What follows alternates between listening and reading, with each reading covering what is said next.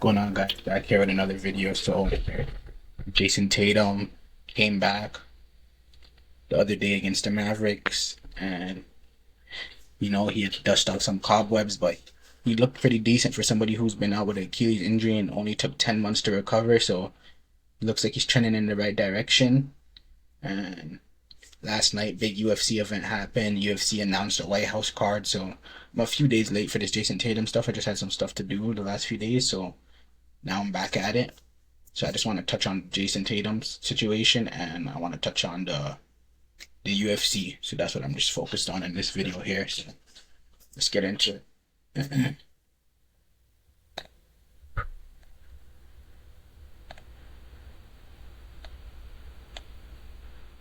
So Jayson Tatum, 15 points, 12 rebounds, 7 assists, flirted with a triple double in his first game back. Looked good out there. First few shots, it was 0 for 6 to start the game, and then hit his next 5 shots after he finally got his first one to go. First one was a putback dunk. Just out there facilitating, just bringing another great ball handler to the team, another person who could create offense for himself and for others around him. So this is going to look good for the Celtics going forward. So anybody who watched this Jayson Tatum, what do you think? I believe that with Jayson Tatum right now, and then 20 more games to go, getting his feet under him, I believe the Celtics could contend for a championship. Do you believe that as well, or do you think that I'm getting way too ahead of myself and that they're still 1 year removed from contending for a championship? I think their squad that they had, the way how they're able to stay afloat without JT, was was amazing, and I think now that they added him, they're gonna be very good. They're gonna be very good down the stretch. So this was when he got his first bucket, a putback dunk. Had to feel good. And then he had a sequence right after he hit this, came back down, and this is right after. What was important to me about this sequence here, when he hit this 3-point shot, is that he took a negative step, which is like a step that usually causes that injury, so it could show that he has confidence in it.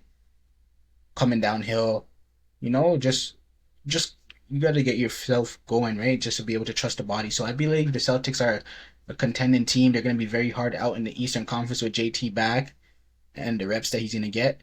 And it's going to be interesting because we see they have a good schedule coming up. They play the Cavaliers today at 1 p.m. I'm going to tune into that game, so I can't wait.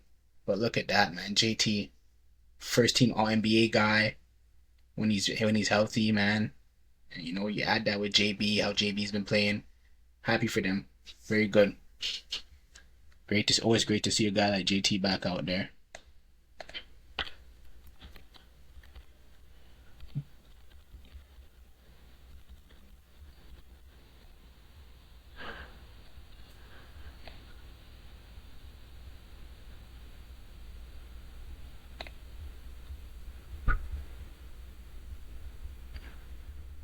Okay. Yeah, sorry. You guys can see my screen yet.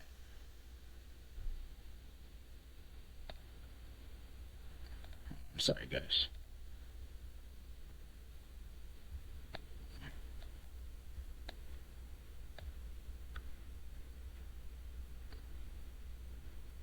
Just trying to get my screen to show here.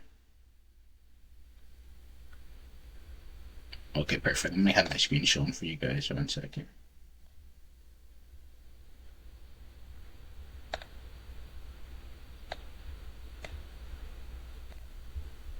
Yeah.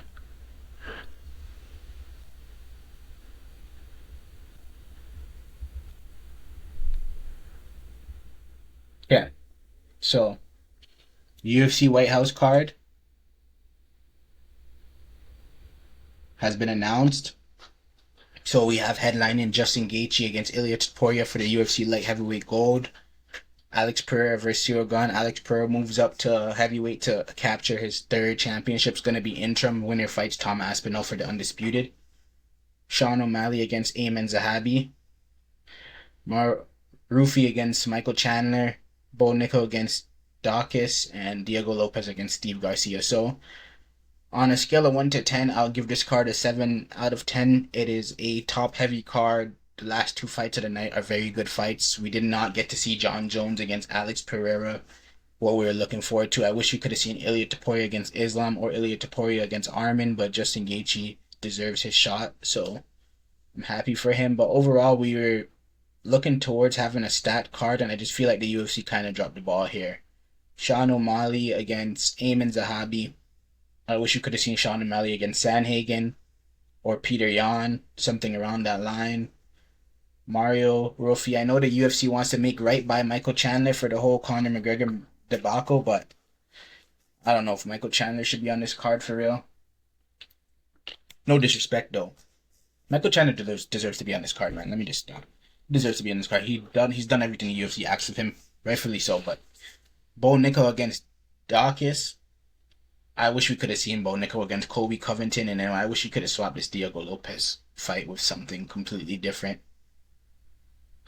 So, 6 fights, June 14th, Donald Trump's birthday.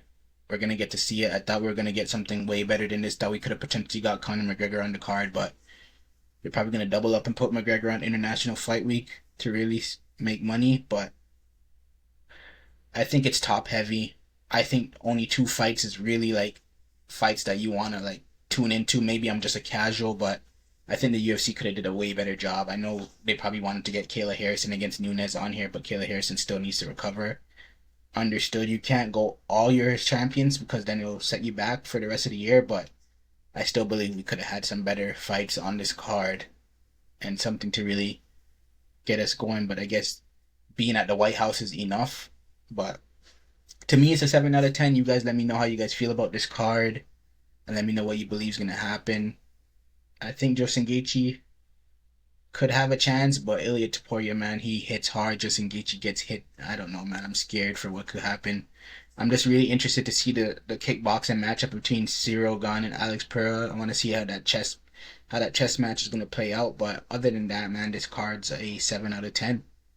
And I wish it could have been better, but who cares? We're going to get good fights after anyways, based on who they're saving. So we shall see what happens in the next few months for the UFC, but hopefully they get back in their bag. I know they got that big Paramount deal, but I hope they don't stay content with just that Paramount deal and keep bringing the product that they've been bringing us for the last few years, which has been an amazing product. And hopefully these fighters get paid soon too.